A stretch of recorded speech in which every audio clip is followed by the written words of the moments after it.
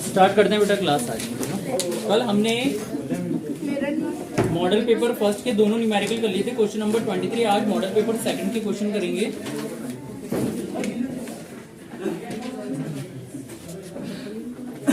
Question number 23 model paper second.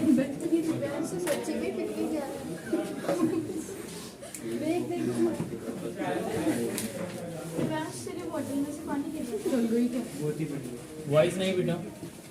Question number 23,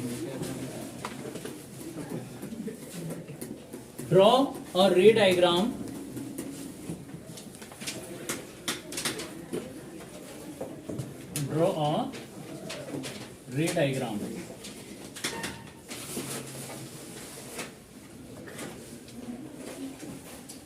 of the refraction of light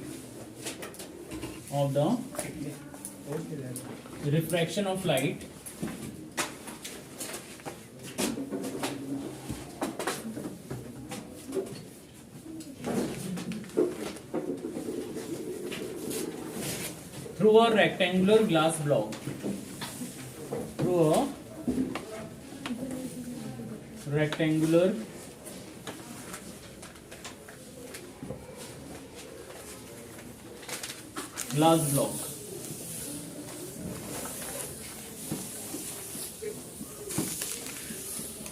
ये question आपको given है, question number 23 model paper second से।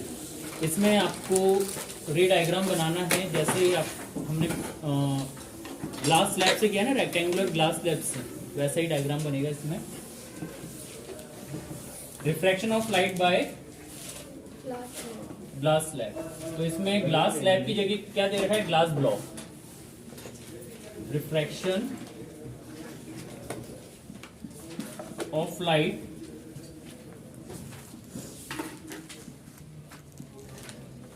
Through rectangular glass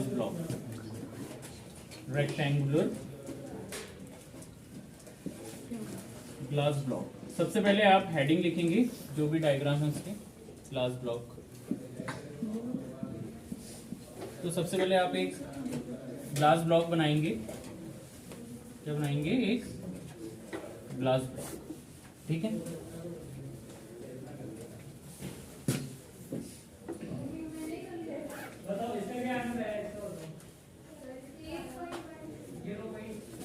ये एक incident ray है। ये क्या है?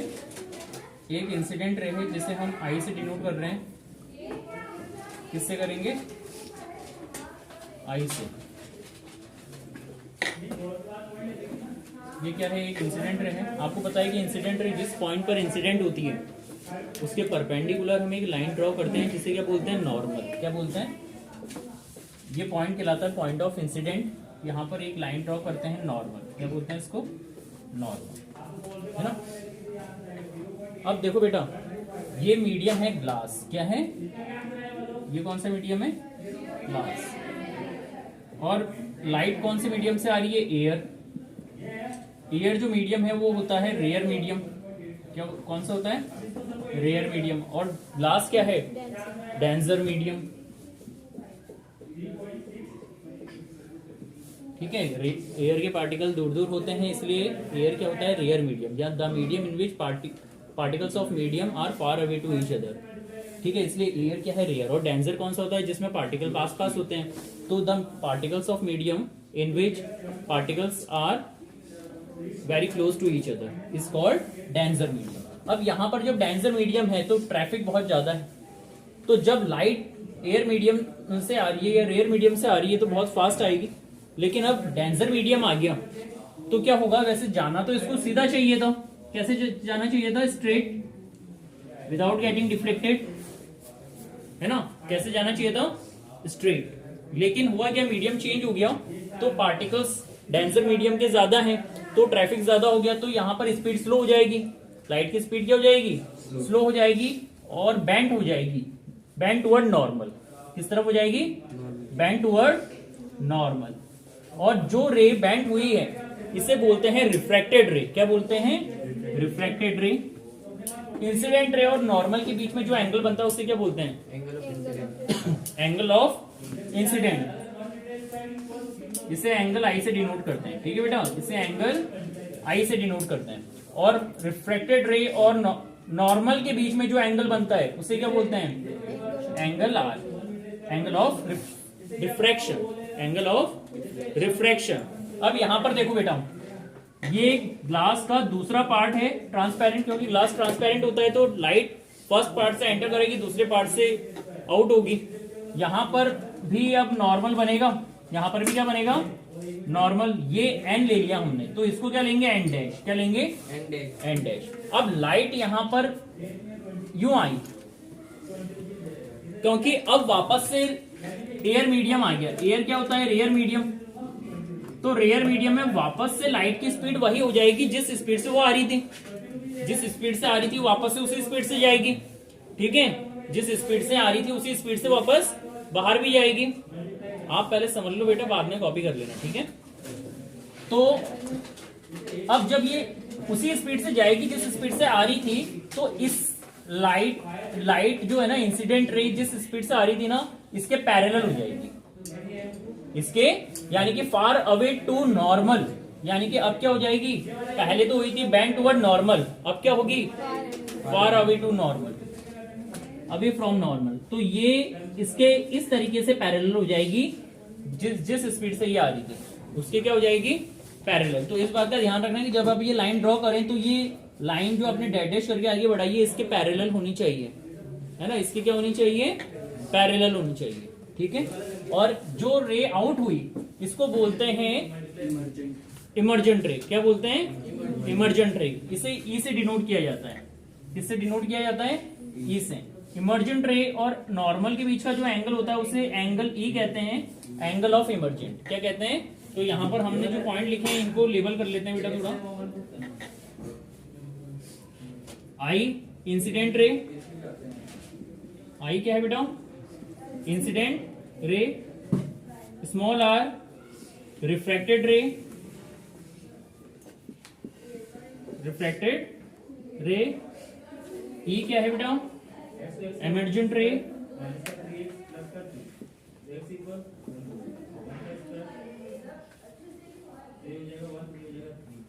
Angle i, angle of emergent.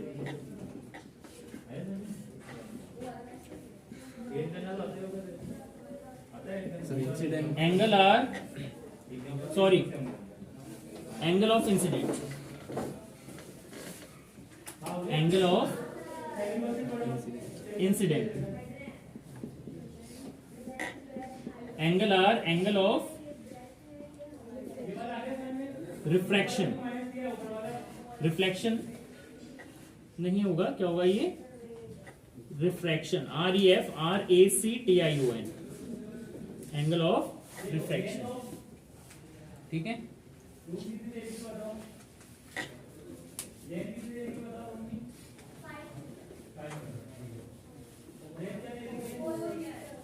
Angle e, angle of refraction, sorry emergent, इसमें आएगा इमर्जेंट। तो ये कुछ पॉइंट है आपको नोट करने, नोट कर लीजिए। बना लिए ये डायग्राम सभी ने, ठीक है बेटा। और यहां पर एक चीज और नोट करनी है, इमर्जेंट रे और इंसिडेंट रे की जो डायरेक्शन है ये क्या कहलाती है? Lateral displacement. क्या कहलाती है बेटा? Lateral displacement. Lateral displacement.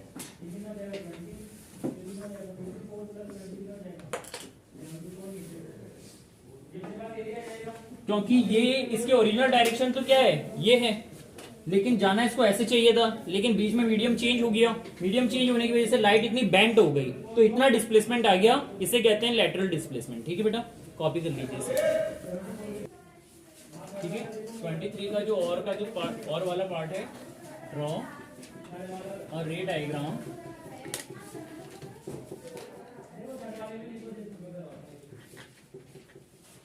of the refraction of light, of the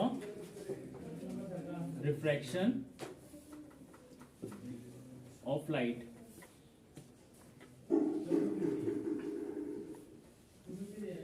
from a denser medium to rare medium, from a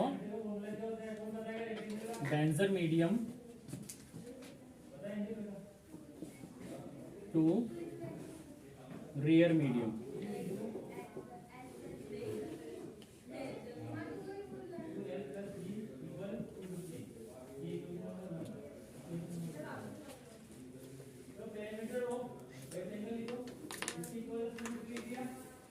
तो इसका जो एग्जांपल है ना वो पहले मैं नोट लिख लेता हूं यहाँ पे।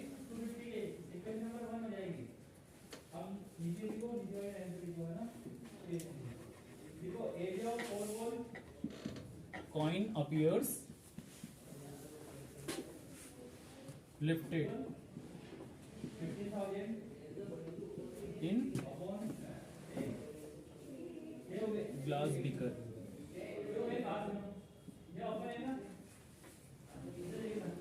ठीक है,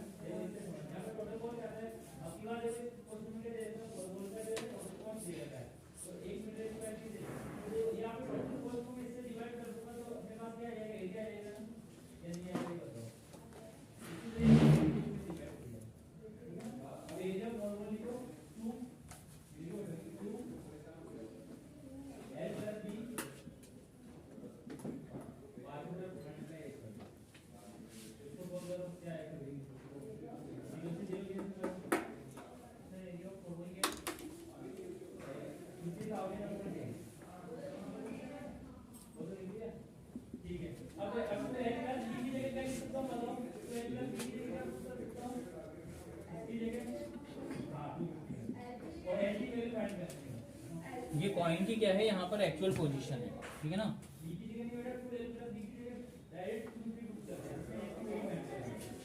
यहाँ पर कॉइन रखा हुआ है तो इससे जो लाइट है वो आएगी किस, है ना, और यहाँ पर लाइट आ रही है तो यहाँ पर क्या बनेगा बेटा, नॉर्मल। क्या बनेगा, नॉर्मल बनेगा। एन, जिसे हम किससे डिनोट करते हैं, एन से। तो ये कौन सा मीडियम है, डेंजर मीडियम। कौन सा मीडियम है, डेंजर मीडियम है ना। वाटर, वाटर क्या है, डेंजर मीडियम। और ऊपर कौन सा मीडियम है, एयर, ठीक है, रेयर मीडियम। तो आपको पता है कि जब लाइट डेंजर मीडियम से रेयर मीडियम में जाएगी तो लाइट की स्पीड इंक्रीज हो जाएगी, और लाइट की स्पीड इंक्रीज होगी तो लाइट क्या होगी, bent away from the normal, यानी कि ये नॉर्मल से दूर जाएगी, ठीक है, यानी कि ये ऐसे बेंट होगी, बेंट अवे फ्रॉम द। और यहां पर आपको क्या बनानी है, ऑब्जर्वर की आई बनानी है ना। क्या बनानी है, ऑब्जर्वर की आई बनानी है।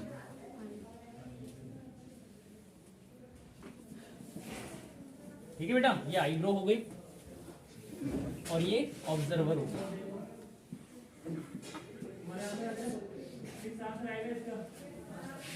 अब यहां पर हो क्या रहा है, देखो, light bend away from the normal, तो ये लाइट इस तरफ बेंड हुई है, जानी तो इसको कैसी चाहिए थी, सीधी, लेकिन इस तरफ बेंड हुई है तो इसको हम वर्चुअल रे क्या करेंगे, आगे की तरफ एक्सटेंड करेंगे, ऐसे, मतलब ये रे ऐसे आएगी आगे, है ना, वर्चुअल। तो इसकी पोजीशन हमें कहां दिखाई देगी, कॉइन की इस यहां पर दिखाई देगी, थोड़ी सी अपनी एक्चुअल पोजीशन से ऊपर दिखाई देगी। तो ये यहां पर इसकी क्या हो गई, वर्चुअल पोजीशन हो गई कॉइन की। इसलिए कॉइन हमें ग्लास में थोड़ा सा अपलिफ्टेड दिखाई देता है, ऊपर उठा हुआ। तो ये जो पोजीशन है ये क्या है, वर्चुअल पोजीशन। ये क्या है बेटा, वर्चुअल पोजीशन है जो हमें कॉइन की दिखाई देती है। आगे बात समझ में। तो ये जो डायग्राम है किसका है, refraction of light from a denser medium to rare medium. आगे बात समझ में, नोट कर लीजिए इसे। एक करेक्शन करना बेटा यहाँ पर, ऑब्जर्वर की स्पेलिंग OBSER ठीक है। आप थोड़ा सा डायग्राम इसको बड़ा बनाना, है ना। ये जो दोनों क्वेश्चन अभी हमने किए हैं बेटा, ये मॉडल पेपर 4 के हैं। किसके हैं, मॉडल पेपर 4, क्वेश्चन नंबर 23। ठीक है, ये और इससे पहले वाला जो किया था दोनों।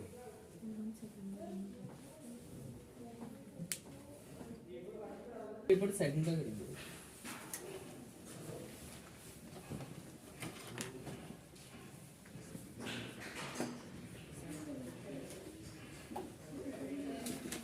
अब नेक्स्ट क्वेश्चन जो बेटा मॉडल पेपर सेकंड से ले रहा हूं मैं। ठीक है, model paper second, question number 23, इसका ए पार्ट। ड्रॉ और ray diagram by convex lens if object is placed at 2f1। Draw और ray diagram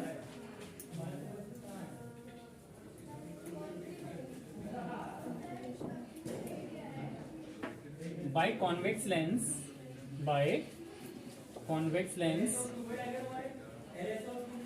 if object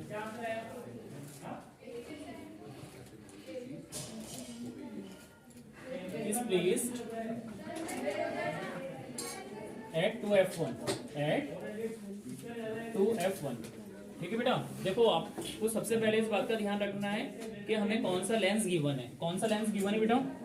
convex lens. ठीक है,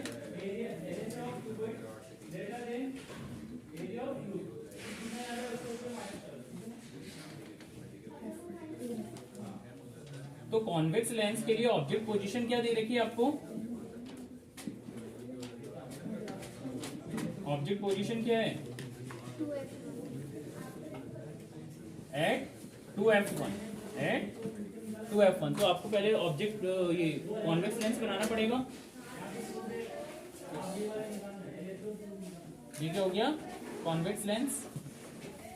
प्रिंसिपल एक्सिस ड्रॉ करेंगे, फिर ऑप्टिकल सेंटर मार्क करेंगे, उसके बाद फोकल पॉइंट, फोकस। जितने डिस्टेंस पे हम फोकस लेते हैं सेम उतनी ही डिस्टेंस पे फोकस से आप क्या मार्क करते हैं? Centre of curvature 2f1। अब ऑब्जेक्ट की जो पोजीशन है 2f1 है, कहां पर है? 2f1, मतलब सेंटर ऑफ कर्वेचर पर ही है। उधर भी एक पॉइंट मार्क करेंगे, जितने डिस्टेंस पे आपने f1 मार्क किया है उतनी ही डिस्टेंस पे f2 मार्क करेंगे, और जितने डिस्टेंस पे आपने f2 मार्क किया है उतनी ही डिस्टेंस पे f2 से 2f2 मार्क करेंगे।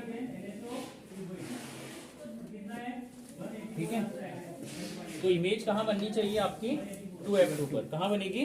2f2 पर। तो फर्स्ट जो प्रिंसिपल एक्सिस के पैरेलल आती है वो कहाँ से पास होती है? f2 से। कहाँ से पास होगी बेटा? f2 से।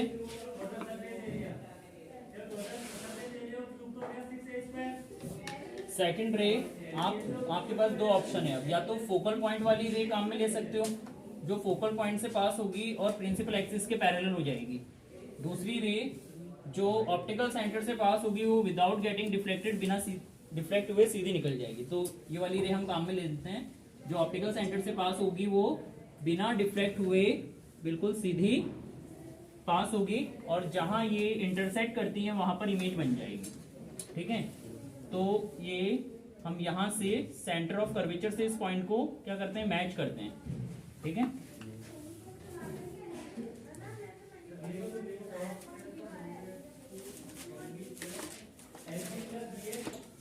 ठीक है, तो इमेज कहां बनेगी आपकी? 2f2 पर। ठीक है,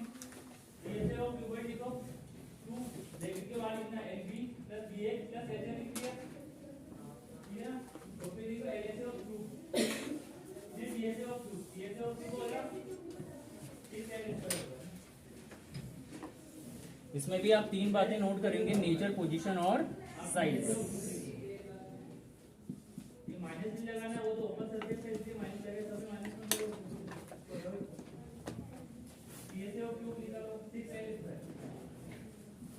नेचर, इन्फिनिटी से लेके फोकस तक जितनी भी इमेज होती है उन सबका नेचर क्या रहता है? Real and inverted.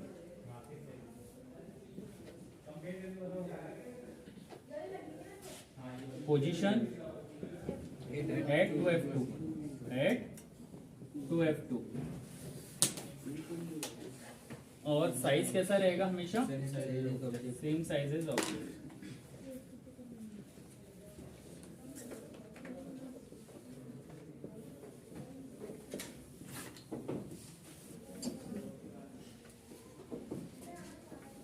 नोट कर लीजिए बेटा। ठीक है बेटा, नया चैप्टर स्टार्ट करते हैं। Chapter number 13, magnetic effect of electric current. Sheet open कर ली बेटा सभी ने। सबसे पहली बात तो ये है कि मैग्नेटिक इफेक्ट क्या होता है। तो जब किसी भी कंडक्टिंग वायर में से इलेक्ट्रिक करंट अलाउ करते हैं, किसी भी वायर में से इलेक्ट्रिक करंट अलाउ करते हैं, तो उसमें दो तरह के इफेक्ट शो होते हैं। दो तरह के इफेक्ट शो होते हैं। कौन कौन से? एक तो होता है हीटिंग इफेक्ट, यानी कि वायर में से इलेक्ट्रिक करंट फ्लो होने पर वो गर्म हो जाता है, इसे कहते हैं heating effect of electric current. और एक होता है मैग्नेटिक इफेक्ट, मतलब वायर मैग्नेट की तरह बिहेव करने लगता है, उसके चारों तरफ मैग्नेटिक फील्ड प्रोड्यूस होता है। इस इफेक्ट को बोलते हैं magnetic effect of electric current. ठीक है, when large amount of electric current pass through the electric wire then it behave like a magnet. तो वो किसकी तरह बिहेव करने लगता है बेटा? मैग्नेट की तरह। उसके चारों तरफ कौन सा फील्ड प्रोड्यूस हो जाता है? मैग्नेटिक फील्ड प्रोड्यूस हो जाता है। इस इफेक्ट को बोलते हैं magnetic effect of electric current, electric current का मैग्नेटिक इफेक्ट। तो इसे प्रूफ करने के लिए ऑरेस्टेड ने एक एक्सपेरिमेंट किया है। Oersted experiment magnetic effect of current, मतलब जो ये इफेक्ट बताया था ना, मैग्नेटिक इफेक्ट बताने वाले जो साइंटिस्ट हैं उनका नाम है ऑरेस्टेड। ठीक है, in 1820 Oersted performed an experiment in which he observed the deflection in magnetic needle which placed near the conducting wire when electric current passing through it। जब एक कंडक्टिंग वायर में से इलेक्ट्रिक करंट अलाउ हो रहा था तो उसके पास में क्या पड़ी हुई थी? एक मैग्नेटिक कंपास पड़ा हुआ था। मैग्नेटिक कंपास में क्या होती है? मैग्नेटिक निडल होती है जो नॉर्थ साउथ की तरफ इंडिकेट होती है, तो उसमें वो रखी हुई थी। तो अब उसके पास में कोई इलेक्ट्रिकल इक्विपमेंट रखा हुआ होगा, इलेक्ट्रिकल डिवाइस रखा हुआ होगा, या कोई वायर होगा जिसमें से इलेक्ट्रिक करंट फ्लो हो रहा होगा, है ना। जैसे वायर वगैरह लगे हुए हैं, तो इसमें से अगर हमने स्विच ऑन कर रखा है या तो उसमें से क्या होगा? इलेक्ट्रिक करंट अलाउ होगा, तो उसके चारों तरफ क्या हो रहा था? उससे मैग्नेटिक फील्ड प्रोड्यूस हो रहा था। लेकिन उनको पता नहीं था, उस समय ये पता नहीं था कि कंडक्टिंग वायर में से इलेक्ट्रिक करंट अलाउ करने पर उसके चारों तरफ मैग्नेटिक फील्ड प्रोड्यूस होता है। ये कब मालूम पड़ा? जब वो मैग्नेटिक कंपास में डिफ्लेक्शन आया। क्यों? उसने देखा कि डिफ्लेक्शन क्यों आ रहा है ना। तो उन्होंने ये magnetic effect of electric current बताया। Experiment perform by Oersted can be understood by the following way. तो इन्होंने कुछ एक्सपेरिमेंट किए, वो क्या है वो हम यहां पर करेंगे।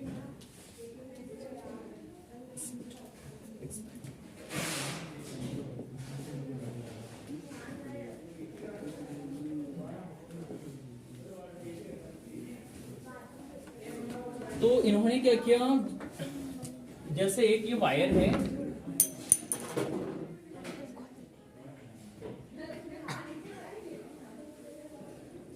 इस वायर में बैटरी लगा दी, पॉजिटिव नेगेटिव, और स्विच लगा दिया ऑन ऑफ करने के लिए, और एक रिहोस्टेट लगाया। रिहोस्टेट क्या होता है बेटा? क्या काम होता है रिहोस्टेट का? क्या करता है रिहोस्टेट? पढ़ा है ना इसके बारे में? कंट्रोल करता है, control the flow of current, है ना। It control the flow of current. इसे वेरिएबल रेजिस्टेंस भी कहते हैं। क्या कहते हैं? क्योंकि रेजिस्टेंस को वेरी करने का काम आता है। व्हेन स्विच इज ऑफ, अभी यहाँ पर कंडीशन क्या है कि व्हेन स्विच इज ऑफ, कैसे मालूम पड़ा है कि स्विच ऑफ है? यहाँ पर डॉट नहीं लगा रखा है ना, यहाँ पर डॉट नहीं लगा रखा। जब डॉट नहीं होता है तो क्या होता है? स्विच ऑफ होता है। तो अभी इसमें यहाँ पर एक मैग्नेटिक कंपास रखी हुई है, इस मैग्नेटिक कंपास में कोई डिफ्लेक्शन नहीं आया, तो रिजल्ट क्या निकला? No deflection, no deflection. जब स्विच ऑफ रहता है तो कोई डिफ्लेक्शन नहीं आता है। ठीक है, when current is not allowed through conducting wire then there is no any deflection is produce in the magnetic needle. फिर सेकंड स्टेप में क्या दे रखा है? When switch is on, when switch is on, जब स्विच ऑन किया तो जो ये वायर है कंडक्टिंग वायर, इसके ऊपर मैग्नेटिक कंपास रखा हुआ था, पॉजिटिव नेगेटिव प्लस माइनस, फिर यहाँ पर स्विच और यहाँ पर रिहोस्टेट। ठीक है, और ये यहाँ पे रिहोस्टेट इस वायर से कनेक्ट हो गया। तो यहाँ पे जब इसमें हमने स्विच ऑन किया जैसे ही, तो इसमें से इलेक्ट्रिक करंट अलाउ हुआ, वायर में से क्या होगा, इलेक्ट्रिक करंट अलाउ हुआ। ये एरो किस बात को इंडिकेट कर रहा है कि इसमें से इलेक्ट्रिक करंट अलाउ हो रहा है, ठीक है। तो ये इलेक्ट्रिक करंट इसमें से जब अलाउ होगा तो इसके चारों तरफ मैग्नेटिक फील्ड प्रोड्यूस होगा, जिससे अब इस निडल में जो यहाँ पर मैग्नेटिक कंपास रखा हुआ है इसमें क्या होगा, डिफ्लेक्शन आएगा। क्या होगा, डिफ्लेक्शन आएगा। तो जब ये डिफ्लेक्शन आया इसमें, तो ये इस तरफ बेंट हुई, इसमें क्या हुआ, डिफ्लेक्शन आना स्टार्ट हुआ, तो इसमें क्या हुआ, निडल बेंट घूमने लग गई, ठीक है ना। निडल में क्या आने लग गया, डिफ्लेक्शन आने लग गया, ठीक है। तो ये दो बातें हो गई। तीसरी बात क्या है, when direction of current is change, जब करंट की डायरेक्शन चेंज कर दी। करंट की डायरेक्शन कैसे चेंज करी, मतलब इसको नेगेटिव कर दिया, इसको पॉजिटिव कर दिया।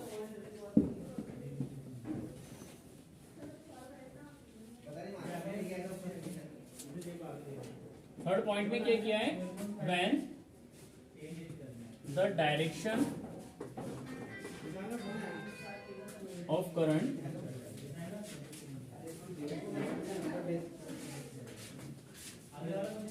इज चेंज, जब इलेक्ट्रिक करंट की डायरेक्शन चेंज करेंगे तो क्या होगा, मैग्नेटिक निडल में जो डिफ्लेक्शन आएगा वो अब अपोजिट डायरेक्शन में आएगा। अभी जैसे इस तरफ आ रहा है तो अब किस तरफ आएगा, इस तरफ आएगा। अभी करंट यू फ्लो हो रहा है ना, यू फ्लो हो रहा है तो डिफ्लेक्शन भी उधर आ रहा है। इसका मतलब ये बता रहा है कि करंट की डायरेक्शन यू है, उस तरफ है।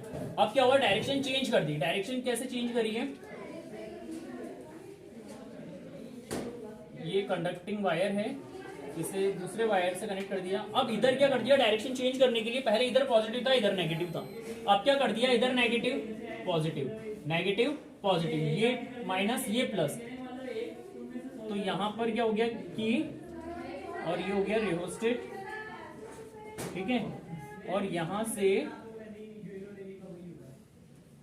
ये जो वायर है इस तरह से इधर अटैच कर दिया, और यहाँ पर जो ये निडल रखी हुई है, मैग्नेटिक कंपास जो रखा हुआ है, अब इसमें करंट जो है जैसे स्विच ऑन किया तो करंट पॉजिटिव टू नेगेटिव होगा, ऐसे फ्लो होगा, है ना, ऐसे फ्लो होगा, यूं आएगा, है ना। करंट कैसे आ रहा है, अब करंट की डायरेक्शन रिवर्स हो गई, तो अब जो डिफ्लेक्शन आएगा वो इस तरफ आएगा, मतलब ऐसे आएगा, ठीक है। किधर आएगा, इधर आएगा। आगे बात समझ में, यानी कि करंट की डायरेक्शन चेंज करने पर मैग्नेटिक फील्ड की डायरेक्शन भी चेंज हो जाती है। करंट की डायरेक्शन चेंज करने पर मैग्नेटिक फील्ड की डायरेक्शन भी चेंज हो जाती है, ठीक है। तो ये थे ओरिस्टेड एक्सपेरिमेंट कुछ।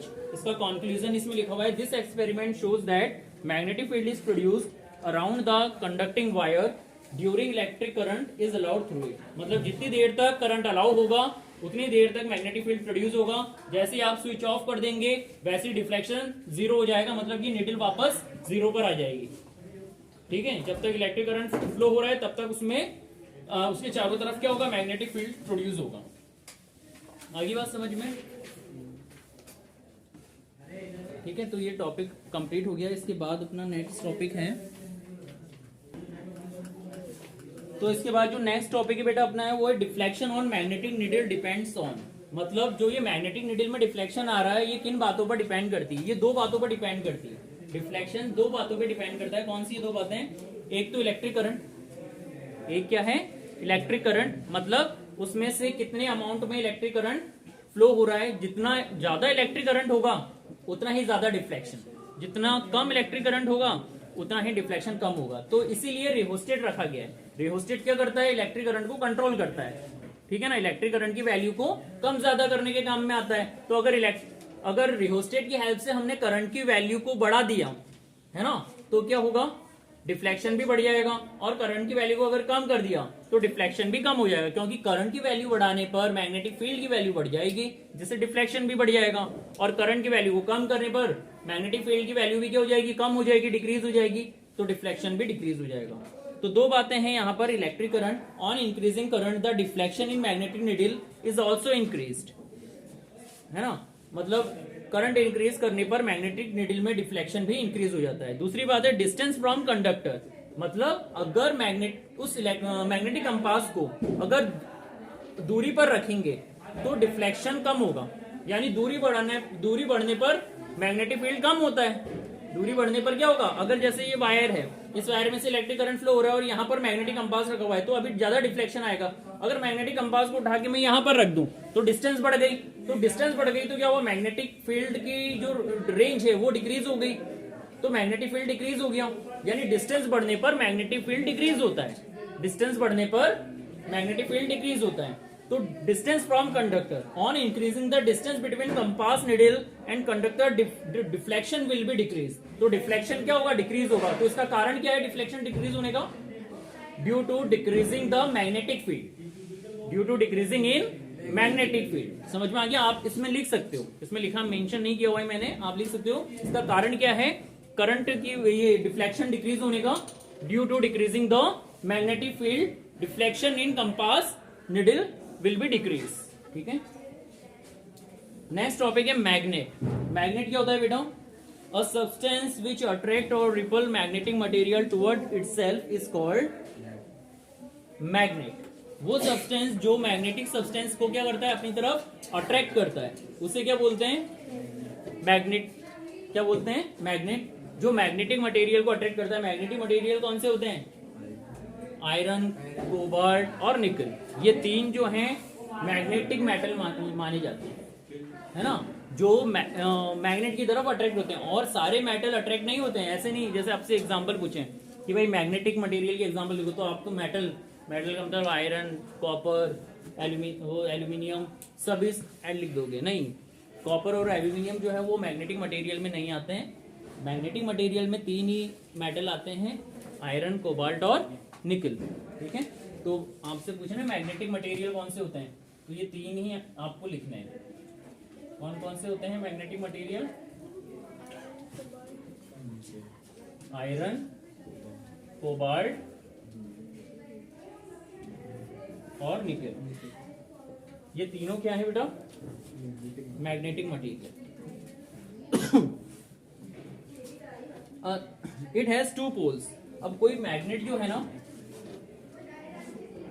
ये क्या है, मान लो एक मैग्नेट है, इसे बोलते हैं बार मैग्नेट। क्या बोलते हैं बेटा, बार मैग्नेट। बार मैग्नेट के दो पोल होते हैं, आपको पता है, नॉर्थ पोल और साउथ पोल, है ना, तो दो पोल होते हैं, नॉर्थ पोल और साउथ पोल। तो ये इनके बारे में बताया। It has two pole, north pole and south pole, same poles are repelled to each other. मतलब जैसे एक ये मैग्नेट है ना, ये नॉर्थ और ये साउथ। अब मैंने यहाँ पर एक दूसरा मैग्नेट लिया है, यहाँ पर लिखा है साउथ, यहाँ पर इसको घुमा के रखा है मैंने, साउथ इधर कर दिया, नॉर्थ इधर कर दिया, तो यहाँ पर क्या होगा बेटा, रिपल्शन। क्या होगा, रिपल्शन। तो same poles are repel to each other.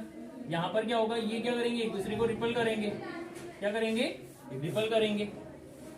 और अगर ऐसे रखेंगे, जैसे इधर नॉर्थ है और इधर साउथ है, और इधर मैंने रख दिया नॉर्थ और इधर रख दिया साउथ, तो इनमें क्या होगा, अट्रैक्शन होगा। क्या होगा बेटा, अट्रैक्शन होगा। आगे बात समझ में, मतलब नॉर्थ भी एक दूसरे को रिपल करेंगे, साउथ भी एक दूसरे को रिपल करेंगे, लेकिन अपोजिट पोल्स क्या करेंगे, एक दूसरे को अट्रैक्ट करेंगे। नॉर्थ और साउथ में क्या होगा, अट्रैक्शन होगा। Same poles are repel to each other and opposite poles are attract to each other. Common बातें हैं ये, बताइए आपको। When one bar magnet is break down into two piece, each piece has its own north and south pole. जैसे ये कोई bar magnet है, अगर इस बार मैग्नेट को आपने बीच में से कट कर दिया, है ना, बीच में से क्या कर दिया, कट कर दिया, तो ये दो बार पीस बन जाएंगे इसके, ऐसे। ठीक है, दो पीस बन गए, है ना। तो इस पीस के अपने अपने नॉर्थ पोल और साउथ पोल होंगे, इसके भी अपने अपने नॉर्थ पोल और साउथ पोल होंगे। ऐसे नहीं कि आपने ये वाला पार्ट अलग कर दिया तो ये पूरा नॉर्थ हो गया और ये पूरा साउथ हो गया, ऐसे नहीं। अगर आपने इसके दो पीस कर दिए हैं तो इसका अपना नॉर्थ और साउथ होगा, और इस पीस का जो अलग हुआ है इसका अपना नॉर्थ और साउथ होगा। आगे बात समझ में।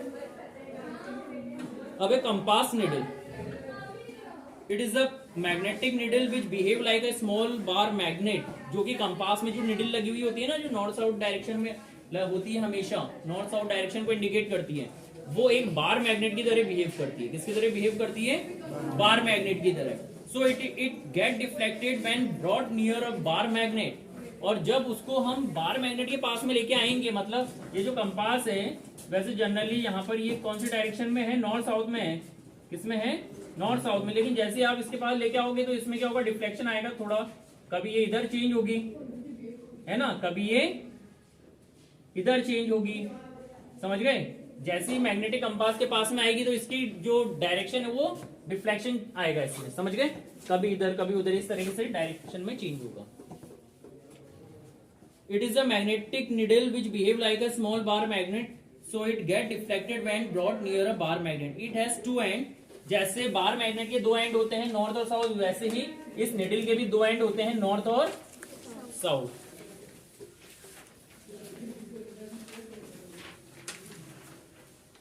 The end toward north is called north pole, यानी कि ये जो निडल का ये वाला हिस्सा जो नॉर्थ की तरफ है ये नॉर्थ पोल को इंडिकेट करता है, और जो ये साउथ वाला पार्ट जो है ये साउथ को इंडिकेट करता है। End toward south is called south pole. Drawing magnetic field lines with the help of compass needle.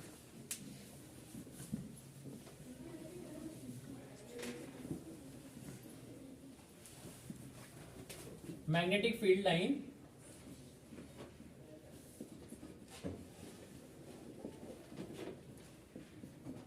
Around compass needle.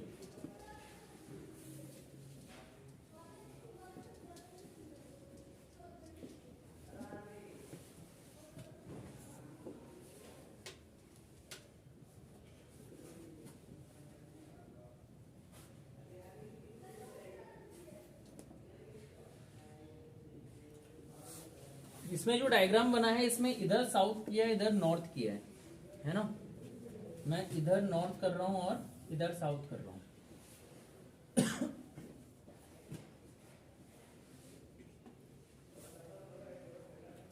तो यहां पर जब हम वो रखेंगे ना, कंपास रखेंगे, जब आप यहां पर क्या करोगे, कोई कंपास रखोगे, तो कंपास में जो निडल होती है उसके दो एंड होते हैं, आपको पता है, नॉर्थ और साउथ। तो नॉर्थ की तरफ कौन सा हिस्सा, नॉर्थ पोल की तरफ, मैग्नेट के नॉर्थ पोल की तरफ कौन सा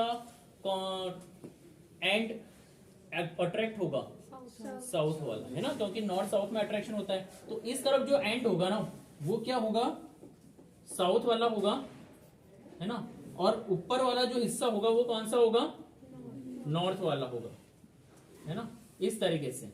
अब यहाँ पर जो इतनी सारी जो ये वो बनी है, ये डिफ्लेक्शन को इंडिकेट कर रही है। मतलब अभी जैसे कंपास यहाँ पर रखा हुआ तो इसमें इस तरह से डिफ्लेक्शन आ रहा था, अब जैसे ही आप दूर करोगे ना तो ये क्या होगा, इसमें डिफ्लेक्शन आएगा, थोड़ा सा बेंट हो जाएगा, मतलब ये ऐसे मुड़ जाएगी,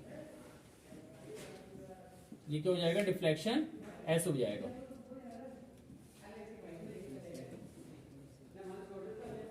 ये साउथ इधर हो गया, ये नॉर्थ इधर हो गया। फिर थोड़ा और दूर लेके जाओगे, ऊपर लेके जाओगे तो इसमें डिफ्लेक्शन ऐसे हो जाएगा, फिर इस तरीके से ये जो निडल है ना ये मुड़ती जाएगी, फिर इस तरीके से ये नॉर्थ ये साउथ, फिर इस तरीके से